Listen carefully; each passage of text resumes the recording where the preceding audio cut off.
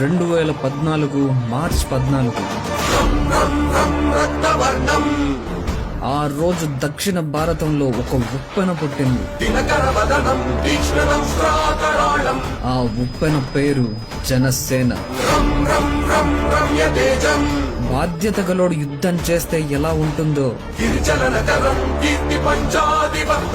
మరొక్కసారి దేశానికి చూపించడానికి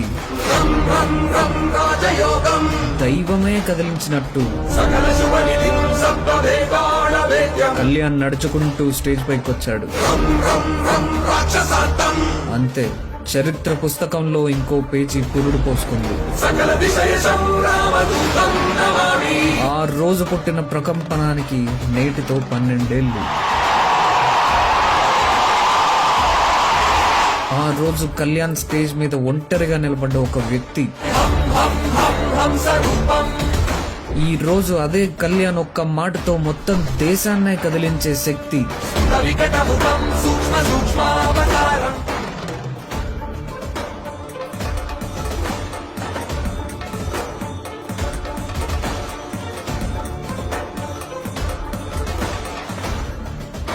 ఇల్లేమో దూరం, అసలే చీకటి గాఢాంధకారం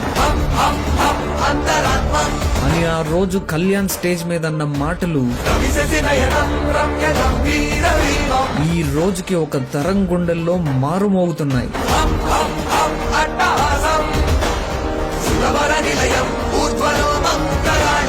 ఆ మాటలు బోర్డర్లు దాటి దేశం మొత్తం విస్తరించాలని ఉవ్విళ్ళూరుతున్నాయి.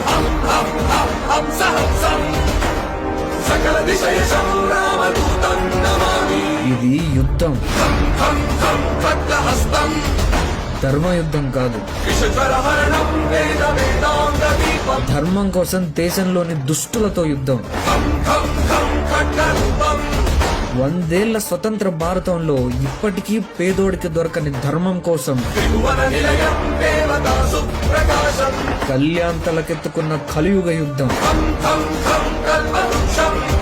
పేదోడికి ఒకలాగా పెద్దోడికి ఒకలాగా పనిచేసే వ్యవస్థ మీద పవన్ చేస్తున్న పొలిటికల్ యుద్ధం.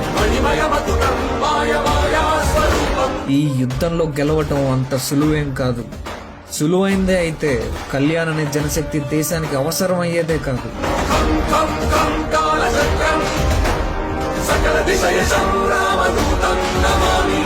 దేవుడు రాముడిగా పుట్టి కష్టాల్లో చిక్కుకుంటేనే లోకంలో దుష్ట శిక్షణ, ధర్మస్థాపన జరిగింది.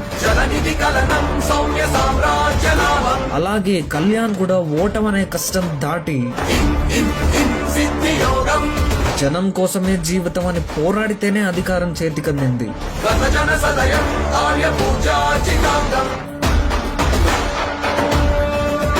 ఆ యుగంలో కడలిని దాటి సీతమ్మని రావణుడి చెరవిడిపించే యుద్ధంలో